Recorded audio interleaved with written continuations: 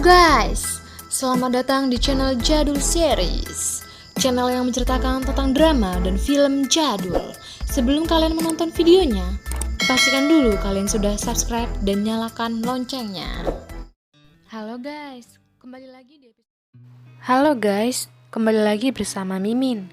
Di episode 2 kali ini, scene diawali dengan Gem Jandi yang diganggu oleh anak-anak suruhannya Gu Junpyo. Di sela-sela itu, muncullah Jiho yang menanyakan mengenai membuat pancake. Apa nih yang kurang? Ternyata yang kurang dari pembuatan pancake adalah baking powder. Karena hal itu juga, akhirnya Jandi dibebaskan dari suruhannya Gu Junpyo. Shin berpindah kepada Gu Junpyo yang mengetahui bahwa suruhannya dari Gu Junpyo tidak berhasil membuat Jandi dibully karena kemunculannya Jiho. Shin berpindah di rumahnya Gem Jandi, yang dimana mereka sedang makan bersama. Di sela-sela itu, adiknya baru saja mendapatkan info bahwa di sekolahan Shinhwa terdapat Nonaka, murid kelas 2, yang dimana murid tersebut bolak-balik ke rumah sakit yang diduga murid tersebut hamil. Keluarganya sudah mulai mengolok-olok guys. Siapa sangka ternyata itu adalah untuk Gem Jandi. Namun di sini posisinya mereka belum mengetahui bahwa itu ditunjukkan untuk Jandi. Keesokan harinya ketika sampai di sekolah, Jandi diperhatikan oleh semua orang yang dia tidak menyangka. Ternyata orang yang masuk berita Nonaka itu adalah Gem Jandi guys. Mengetahui hal itu, Jandi pun mengunjungi markasnya Gu Junpyo. Dan sesampainya di sana, Jandi pun memarahi Gu Junpyo. Jandi sudah tidak bisa mentolerir pembulian yang dilakukan oleh Gu Junpyo. Semua peringatan dan kotorannya, satu-satunya yang harus menerimanya sebenarnya adalah Gu Junpyo. Lalu Gem Jandi pun sudah memasang posisi kuda-kuda yang dimana dia akan menendang Gu Junpyo. Dan bener aja, dia pun menendang Gu Junpyo sampai terjatuh. Semua orang yang menyaksikan tersebut kaget, termasuk Gu Junpyo sendiri. Dia sudah gak bisa berbuat apa-apa melihat tingkah laku dari Gem Jandi. Di sela-sela itu, Jandi pun bilang, memangnya kau pernah melihat aku tidur dengan laki-laki? Memangnya kau pernah melihat aku bergandengan dengan laki-laki? Beraninya Gu Junpyo menyebarkan rumor tentang gadis yang tak berdosa sepertiku, yang bahkan belum pernah melakukan first kiss sama sekali. Selesai perdebatan tersebut, mereka pun kembali ke markas mereka. Di sana teman-temannya Gu Junpyo pun bilang, ini kenapa nih Gu Junpyo kok dia ketawa-ketawa sendiri? Yang ternyata Gu Junpyo mengira bahwa Gem Jandi ini memberi kode keras kepada Gu Junpyo mengenai dia yang sangat-sangat menyukai Gu Junpyo. Cuman dia bersikeras untuk menutupinya dan berpura-pura jahat kepada Gu Junpyo atau melakukan kekerasan demi menutupi cintanya tersebut. Semakin dia membenci Gu Junpyo berarti itu dia semakin mencintai Gu Junpyo. Itu sih menurut pikirannya Gu Junpyo ya, padahal mah beda guys. Keesokan harinya, saat Jandi berada di sekolah, Jandi berusaha untuk berangkat ke dalam kelasnya secara bersembunyi-sembunyi agar tidak ketahuan oleh geng F4. Tapi belum juga selesai menginjak tangga, tiba-tiba saja anak buah dari Gu Junpyo datang untuk membawanya ke rumahnya Gu Junpyo. Tapi Jandi yang tidak suka dan tidak mau, dia pun berusaha untuk bersembunyi. Dan tetap aja guys, sampai akhir terjadilah kejar-kejaran dan Jandi pun ditangkap. Jandi yang sangat keras pun dia terus-menerus memberontak. Akhirnya mau gak mau diberinya obat bius agar dia tetap tertidur. Sesampainya di rumah Gu Junpyo, Jandi masih bermimpi kok badannya terasa seperti dipukul-pukul, dipijit-pijit, enak banget ya. Ternyata dia lagi di spa and massage guys. Setelah disepa, Jandi pun di-remake sedemikian rupa menjadi gadis yang sangat cantik dan mengenakan gaun yang sangat cantik. Selain itu juga rambutnya jadi panjang guys.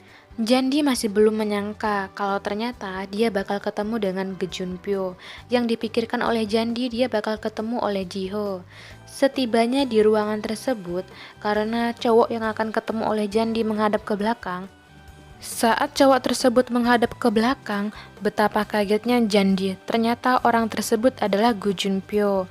Saat dia mengetahui orang itu adalah Gu Junpyo, Jandi pun kembali ke dalam posisi kuda-kudanya. Jandi berpikir, apalagi nih yang bakal dilakuin oleh Gu Junpyo. Namun plot twist banget, Junpyo bilang, aku sudah melakukan apa yang kamu suruh. Jandi pun bilang, apa yang kamu lakukan untuk aku? Aku tidak menyuruh kamu untuk melakukan hal tersebut. Kemudian namanya juga Gu Junpyo ya guys, dia selalu tergeer. Dia pun bilang, jika kamu memang suka, sudahlah akui saja. Ya kalau Mimin di posisinya Jandi, Mimi juga bakal bingung ya. Nih orang apa sih, ngomong apa dia nih. Si Jandi pun sudah berusaha untuk mengalihkan perkataannya dengan bilang, apa yang kamu lakukan ini merupakan sebuah penculikan yang kejahatannya sangat fatal. Jandi yang sudah muak sama Gu Junpyo, niatnya Jandi mau langsung pergi. Tetapi sebelum pergi, Gu Junpyo bilang, semua outfit yang kamu pakai ini dihabiskan dari ujung kepala sampai ujung kaki sekitar 100 juta. Dan dia mendengar hal itu pun dia kaget guys. Lalu dia berusaha untuk melepaskan semuanya, termasuk pakaiannya. Kemudian Jandi bilang untuk minta dibawakan pakaiannya kembali atau seragamnya kembali. Setelah Jandi pergi, Gu Junpyo pun ngamuk-ngamuk di ruangan. Scene berpindah pada rombongan Gu Junpyo yang akan melakukan liburan ke Eropa dengan biaya 200.000 won. Kemudian Jandi mengetahui itu dia tidak jadi ikut dan dia memilih untuk liburan ke selatan dengan temannya. Biaya liburannya hanya sekitar 70.000 won saja. Gu Junpyo yang sudah menunggu-nunggu di depan airport pun tetap tidak adanya kemunculan Jandi. Mau gak mau akhirnya Gu Junpyo menyuruh bawahannya untuk mencari info kemanakah Jandi ini pergi.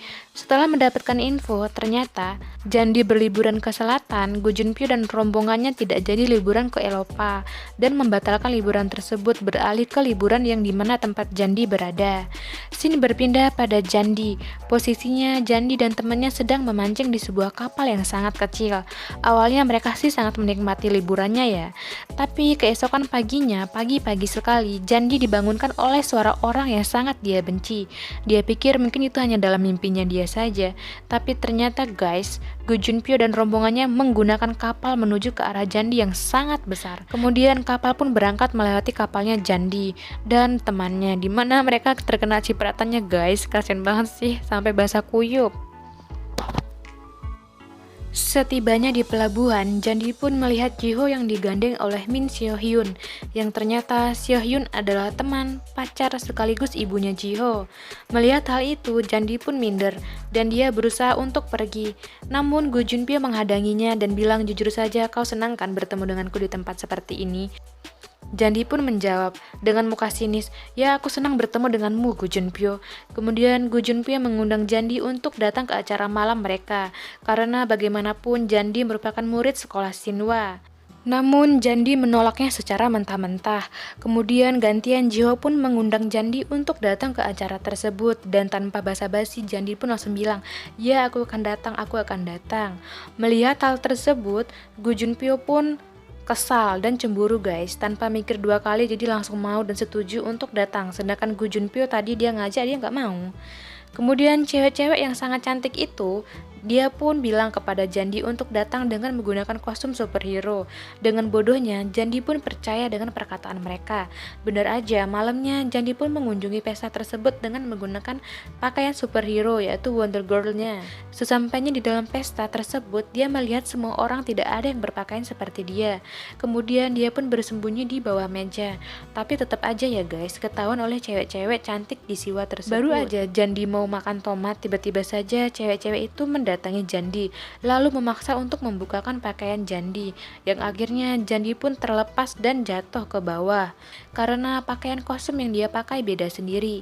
Melihat hal tersebut, Seo Hyun dan Jiho datang untuk membantu Jandi.